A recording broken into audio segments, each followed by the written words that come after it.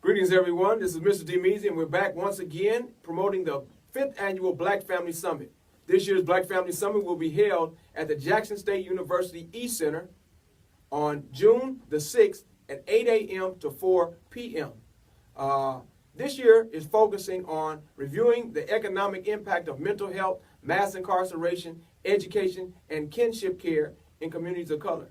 And we are very fortunate and blessed to have with us Mr. Juan Cloy from, is it Saving Children, Educating Prisons? What is it? It's Fight Crime, Invest in Kids. Well, thank you once again for showing up, man. It's an honor, a privilege, and a pleasure to sit here with you. Tell me, this organization is called Fight Crime, Right. Saving Kids. Investing. Invest in kids. Oh, so you're not just saving. No, you got to invest in. Oh, you have to invest in. Tell me, unpack that for me. So Fight Crime, Invest in Kids is a sister company under the Council for Strong America. Mm-hmm. And the fight crime part comes in the fact that we partner with law enforcement executives, right. DAs, and crime victims, and we want them to help us advocate for very low suspension right. in school districts, right. and a low expulsion or no expulsion rates. Yes. And statistically, we found out that a child that is suspended or expelled from school is 3 times as likely to end up in the back of a police car. Right. So we need to keep them in school. So what do we have to do? We have to find alternatives to suspension and expulsion. Right. So basically, you're taking a solution-oriented approach, a invest. What do they call it? A pre something investment. What is it? A pre something investment, an early stage investment, right? Where instead of waiting for something to happen, which is a reactionary thing, you be proactive, right? So it's a proactive front end investment, as opposed to a reactive situation where you have to actually make arrests. Exactly. All right. So like, how did this partnership come about? Because that seems to be counterintuitive to the mass incarceration, hypercriminalization model that is exercised in communities of color. I know that model has been going on for quite some time in communities which are policed by the same people who are in the community, right? Historically speaking. But in terms of the relationship police have had in our communities, it hasn't been that way. So how did that come about? Well, the company started 20 years ago, actually. And David, I don't know if you've heard of the term prime time for crime, between 3 and 6. Yeah. Right. That's right when school lets out. Exactly. The individuals who actually coined that phrase actually worked for the organization. I actually met them. Okay. So what they did was they were looking at some FBI statistics, so a UCR, which is the Uniform Crime Report. Right. And they looked at it and they said, we have all this data, but nobody's really looking at it. So they looked at it and they started, they found that the prime time for crime was between 3 and 6. Right. Most of juvenile crimes were happening between 3 and 6. Right. So they coined that phrase, and they from there they said, well, we need to have another organization branch out from Council for Strong America, and this organization targets law enforcement individuals, trains them, and puts them out into the world to speak to others. Right. And we spread the word about keeping children in school, and also alternatives for suspension. Yeah. So, like, once again, it's proactive. It's on the investment side, in terms of coming up with the solutions, as opposed to the reactionary side. Or this year you're set to speak on the panel that deals with profits in prisons. Correct. Right. The age of mass incarceration. Right. And so, speak about this work that you've already been doing and its relationship to the age of mass incarceration, the hypercriminalization of people of color. So let me go back to April of 2016, I actually had a contract prior to working for Fight Crime. Mm-hmm. I had my own company titled the Institute for Criminal Justice Education and Training. Got a contract with the Mississippi Department of Corrections to work at the U, which is the Youth Offenders Unit in Pearl, Mississippi. It's at the prison, that main prison, at Central Mississippi Correctional Facility. And so my first time ever going into a prison like that. A juvenile detention center / prison. But yeah, it's actually, they are prisoners. They are prisoners. They are prisoners. They just happen to be between the ages of 12 and 18. But they are in prison. They are not in the detention center. Okay. So yes. So it's a little different. That's a lot different. So what happened was the lady started a school inside there. Uh-huh. And inside the school, you can get your GED, right, your barber's license, right, your custodial and maintenance license, and your lawn care and maintenance certification. Right. So I was tasked, actually me and my wife were tasked with working with the children's life skills, character building and whatnot, empathy. So we did that. We had a contract for about 6 months. Mm-hmm. So as you can imagine, the first portion of it was pretty rough. Yeah. But what we learned about each other was, especially me, that I can't assume that someone had the same upbringing that I had. Right. And I think most of us adults assume that because a child is this way or a child is that way, they're just bad from the start. Right. And it's an arrogance really on our part to assume that everyone had a great upbringing. Right. It's like in my church, we had a woman who used to adopt children, and she adopted the children from one family. So they had one parent, and this parent just so happened to be addicted to crack. And so she would take the children from the mother almost as soon as they were born, and in order to keep the family together, she ended up raising like 6 of this woman's children. But each child had a different problem. Right. But that problem wasn't the child. The problem came because of the mother being wrapped up into the drug situation, right? Well, there were many more of that woman's friends whose children didn't end up with caring parents. Right. One thing about a foster child is chosen. That's the beauty. You know, some of us that were not foster children, we are legitimate accidents, right? Yeah. We came along because mom and dad got together, and whether they were married or not, here we are, right? Yes. And now somebody going to take care of us or not going to take care of us. But one thing, the beauty of a foster child, somebody went in and said, I want you. You know, I want you. I love me enough to love you. Right? And when the matchup is right, it's very few things more beautiful because that level of sacrifice is rare. Right. So when we deal with kinship care, we're dealing with the same issue where grandparents, aunties, and uncles are raising their children.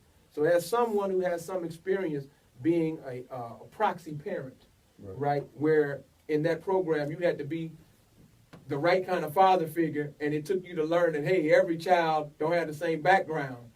For me to be the father figure I want to be if I don't know what their background is.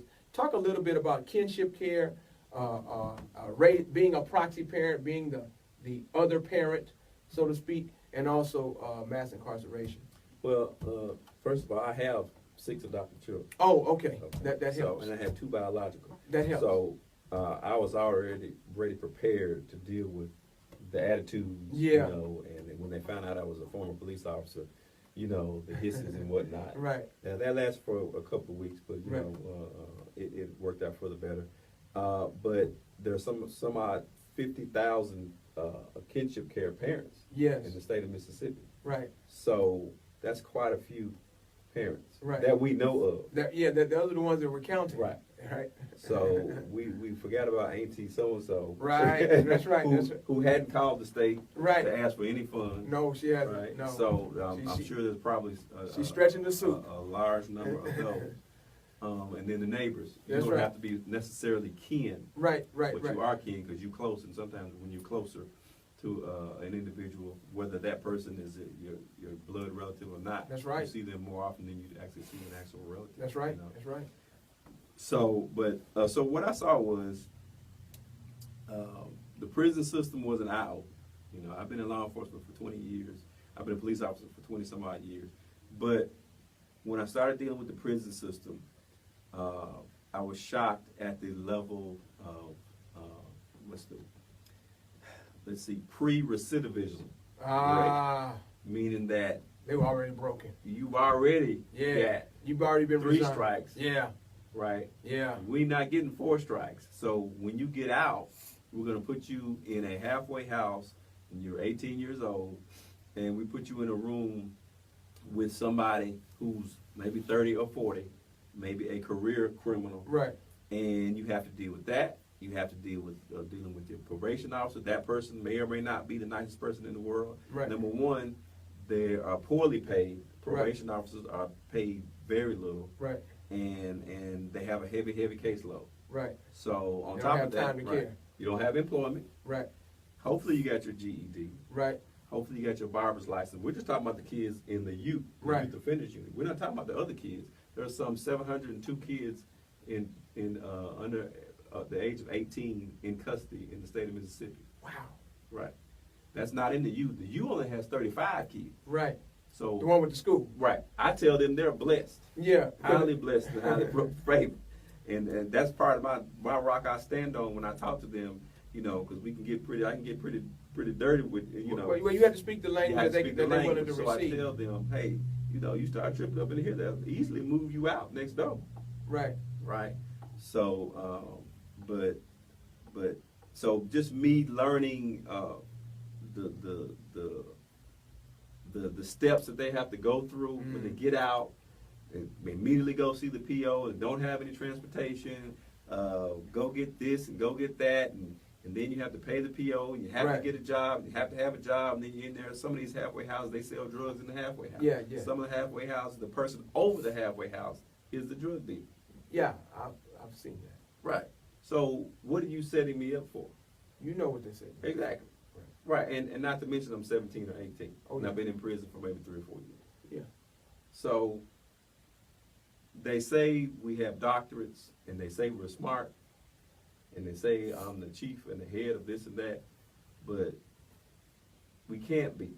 We cannot be. Yes. Right. Yeah. We can't be. So every day I used to leave out of there, or every time I would go to the U, I would always get choked up. Yeah. And I would look at them and I say, it's not supposed to be this way.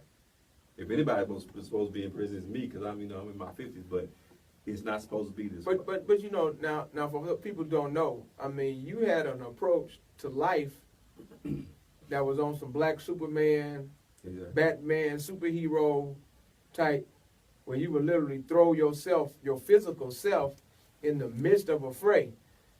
You had that approach where you would be that guy that would run somebody down. You're not afraid to get physical.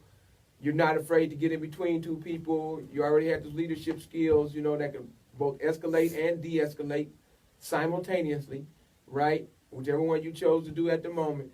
So what is that like to be breaking down every day you leave there? I mean, it was almost like an emotional reality check, I imagine. It was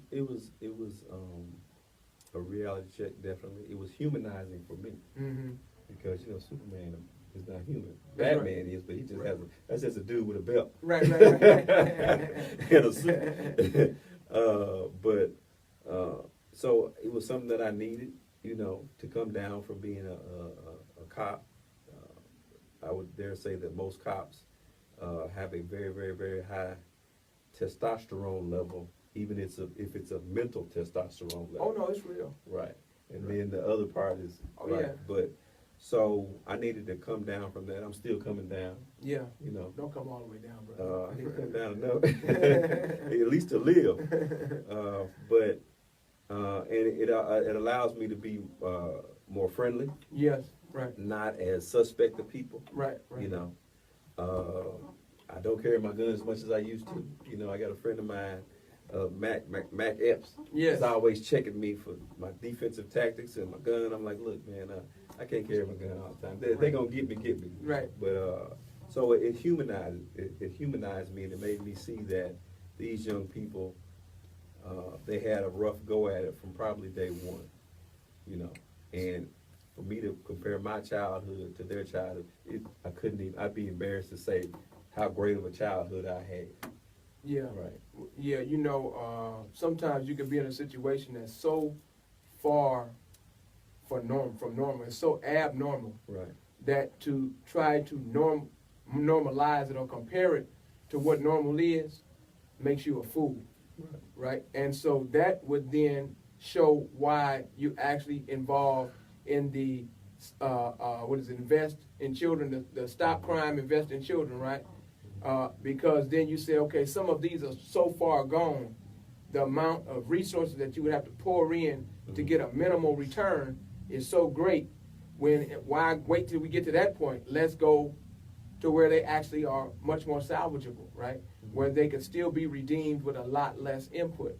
And that's when you start talking about policy and changing the system and getting reforms and making people be more accountable, right? That's when you have to have the hard conversations to speak about you got to call names. Mm-hmm. If you're going to call my name if I'm doing wrong, please tell me I'm doing wrong. Don't let me think I'm doing great. Yes. So we have to start as a community, as a black family. Right. At our summit, yes, we need to call your name. Yeah. If you're not doing what you're supposed to do, we need to call your name. Now, I was told this by a guy, I would say a career criminal, years ago, when I asked him why he committed crimes, because he had a rap sheet a mile long. Right. You know what he told me, Dave? He told me that the reason why that the young people commit crimes is because they see us, the people in charge, doing wrong. So basically, all hell has broken loose. And if we turn on the television, we turn on the news, we'll see sheriff this, chief that, this person, that person. It is a constant. Mayor this, senator that, governor that, like president. It is a Boom, constant. boom, boom, boom. And what do? We sit back. Well, but to some degree, it's been normalized. It's been normalized. Right. But guess what? For us, right, we can't stand to have that be normal. Right. Not for our community. And no offense, it's like with the Rodney King beating and assault. They replayed it so many times. Matter of fact, one of the strategies of the people who were defending the police, the attorneys that were defending the police, was to play it so many times that you became desensitized to it. Right. That was one of their strategies. So when they would rewind the tape to say that when they hit him with the billy club on the joint in his knee, that was proper policing technique, right? And even though it was 4 of them hitting him, and when they took the club and hit him, and it hit him on his head, that they were actually aiming for him his shoulders as he kept propping himself up. Then they were trying to hit that arm, and it just so happened his head got in there, and that's how it hit his head. They wasn't actually aiming for his head, and they kept playing over and over, rewinding it. Why? To desensitize. What am I saying? When you see these first 6 stories on the news every night, and it's some black child or some black person doing something crazy, whether they're innocent or guilty, in the long run, it at some point desensitizes you to it. When you see political figures getting caught with embezzlement and scandals, all right, when you see your ministers on one end helping the community, on the other end talking about some ballers from L.A., right, and then they getting caught up in scandals, right? Catholic Church got one kind of scandal, and the Baptist Church got another kind of scandal, right? So, yeah, you're right. I can see how young people listening to rap music, and I'm talking about like the strip club music, I can see how with all of these negative or these media influences pushing you towards something other than your divinity, I can see why he could say something like that. Yeah. So let's just talk briefly about mass incarceration. That's an issue that you know something about, and also mental health. Some of the other people that we have interviewed and will interview, that seems to be the main issue is mental health. Right. What are your comments as it relates to mental health and the Black Family Summit? Not just from a black person standpoint, but from a person standpoint. Right. I used to tell my guys when I was a chief in Canton that, you can come in and say, or call in and say, hey, chief, I got to go to the doctor because my knee is hurting. Right. But I dare you to say, I got to go to the shrink or to the psychiatrist because I need to speak to somebody. Right. I'm not feeling too hot. I was depressed for 2 weeks. And because the guys, since it's such a macho profession, right? We'll say, oh, so-and-so, he's going a little batty. When we're all going batty, and it's batty not to go see somebody. Yeah, that's right. Oh, that's real. Right. So that's real. In our community, and I'm gonna say this as a whole, but more so ours. The first thing we say is so and so is crazy. Yeah, which is a very dismissive term, very flippant and dismissive term. Right. Exactly. So we've got to get out of that stigma of if I am going crazy, then at least let me know I'm going crazy. Right. What kind of crazy am I going? Right. So that is huge for us. We have got to get over that. I really, to be honest with you, don't have an answer for that unless we just, it's a constant. If more people just start really bringing home that narrative, and when we go to see our doctor, right, or our therapist, maybe we need to change the name. Right. It's a lot. I think it's a lot in words, so maybe we need to change the name. But we definitely need to change that stigma of mental health. And if we're not mentally healthy, ain't nothing else gonna be right. No. I wanna praise Mississippi Foundation for Kids not only for being the primary host for the last 4 years and going into this 5th year for the Black Family Summit, but also for not waiting till a Black Family Summit to be involved with these issues. For instance, on May the 25th, today's the 22nd, on May the 25th, My Mental Health Matters, addressing the mental health needs of youth in foster care is a program that will be held at the Jackson Medical Mall in the community room from 9 a.m. to 12 p.m. Okay. And so My Mental Health Matters, addressing the mental health needs of youth in foster care. And as you know, that could be very traumatic, going through the foster care system, the sense of separation. Sometimes children feel like it's their fault. Of course, that don't make sense in real life, but children are children, and so they think of the world in a different way.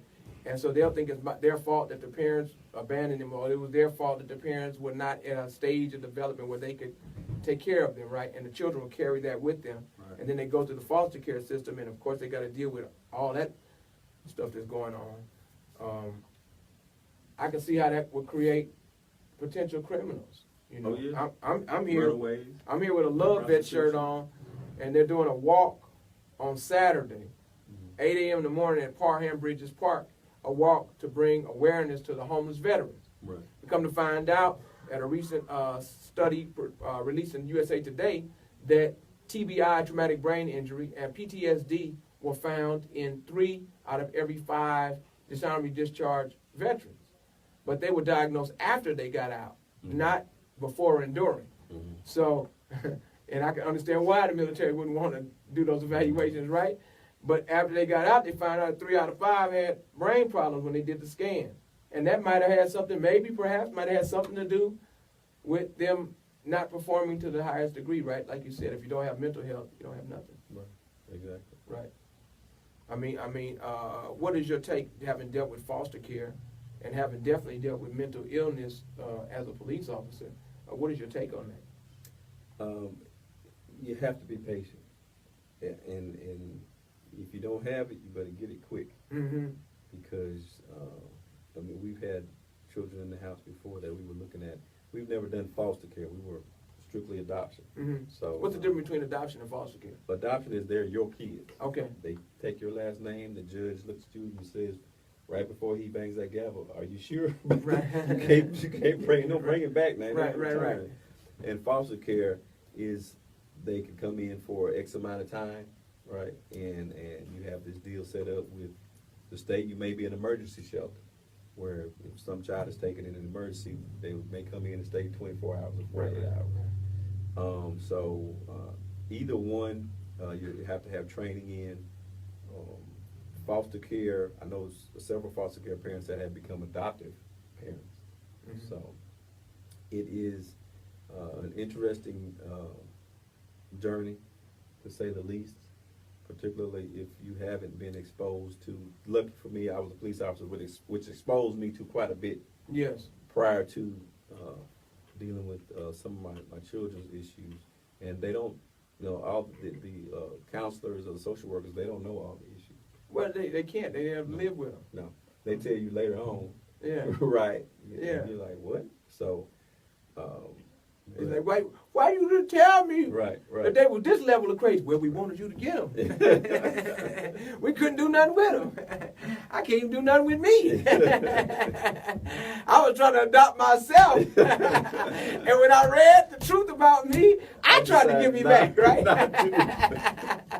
I'm in the mirror rejecting me. So I couldn't tell you the whole thing. We making light of something that's actually, real, right? Yeah. These mental illness issues are real, right? And they don't go away. Like you said, you have to be patient. You have to be patient. And when you're dealing with the kinship care, you're dealing with these, and I can't imagine what it's like being a teacher.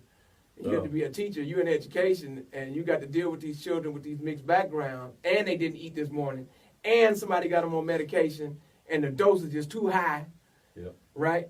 And they don't really need to be on it. No. And they could use some behavior modification techniques to kind of wean them off if they do need a little bit of that. Lord have mercy. We need to have Black Family Summit every day. I know, huh? Don't it seem like that?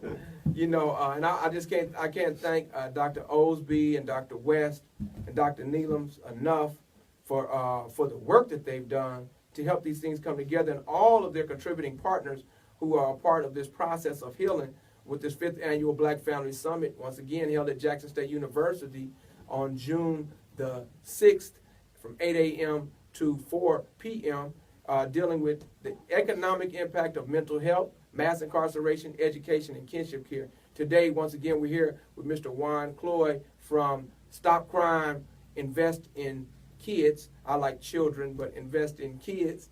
And you got somebody special in here that perhaps can bring a little sunshine to us, right? You don't know? Let's see if she does. Come on up here, sweetheart. Come on up here. I'm going to start clapping for you so the audience can clap. Yeah. Brother's not clapping. How you doing? I'm doing fine. How about you? I'm all right. I can see you doing fine, but you're looking fine. But is you feeling fine as you look? I'm feeling fine. Feeling fine? You have a beautiful skin tone. I don't know if anybody's told you that. It's a beautiful skin tone. I hope you keep it. You will? You're not gonna do like they do in Jamaica and try to get some skin brightening cream and rub yourself to death? Huh? You're not gonna do that? Thank God. Thank God you love yourself the way you are. So I see you got a R Imagine Prep shirt on, right? Yes. You attend there? Yes, I do. It's Reimagine Prep. Reimagine. Oh, you correcting me on camera? Are you trying to correct me on camera? Where'd you get this bold little youngster from? Imagine what I go to. You trying to correct him too? Huh? That's a yes. Yes. That's a yes, y'all. Yes. So what have you seen in terms of, have you seen people that you call crazy? No. You don't call them crazy? Your friends call them crazy? Some people crazy? Yes. And so what happens how do y'all deal with crazy people?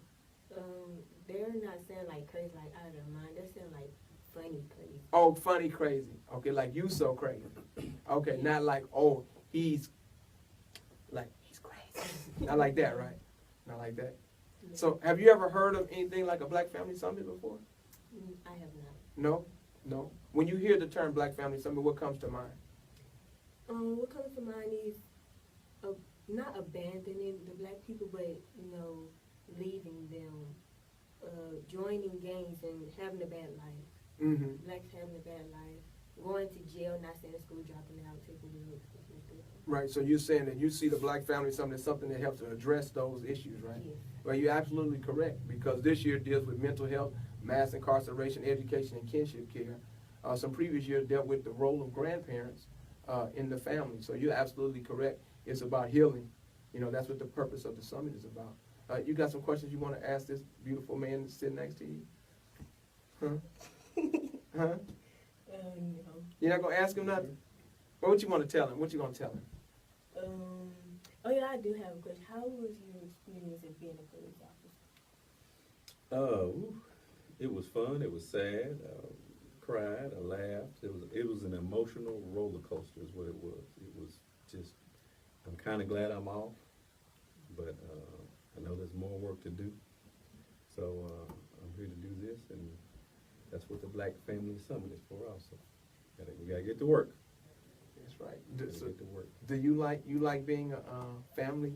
You like, what is the difference between the children that have strong families and the ones that you've seen that families are not as strong?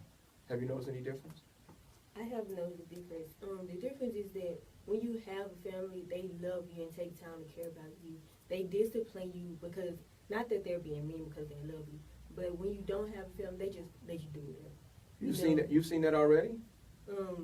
What grade are you in? I'm in 6th grade. 6th grade, you've already noticed that? Wow. That's incredible. So you've seen some of the children who've had stronger families have more discipline, or at least be in more disciplined environments, right? Mm-hmm. And you've seen some of the children who maybe family bonds were not as strong, you've seen them have less discipline. Well, what have you seen that result in school? So being disciplined is, so you get in trouble at school, okay, you go home, you get a whooping, get in trouble. That means your parents care about you. But if you get in trouble at school and then you just go home and be like, oh, my mom's not going to do nothing, I'm just going to play the Xbox and come back to school next day like nothing happened. So, like, your parents either don't know about that or they just don't care. Mm-hmm. So that's basically what it is. Right. So you're saying that Proverbs says that for those who lack discipline will always invite punishment, right? And if we lack discipline in our checkbook, if we lack discipline in our spending, if we lack discipline in how we eat, if we lack discipline with our words, right? If we lack discipline in how we conduct ourselves, we open the door for bad things to happen. I want to thank you. I don't want you to leave, though. We have to shut this down and cut this interview off. And I hope that you, in upcoming years, will be a part of many more endeavors like the Black Family Summit. Perhaps you might also be a part of the My Mental Health Matters, addressing the mental health needs of youth in foster care on May the 25th. I don't know what you're going to be a part of moving forward, but it seems like you're going to be a part of helping to solve problems. So thank you. Mm-hmm. Thank you. Mr. Cloy, you have any closing comments?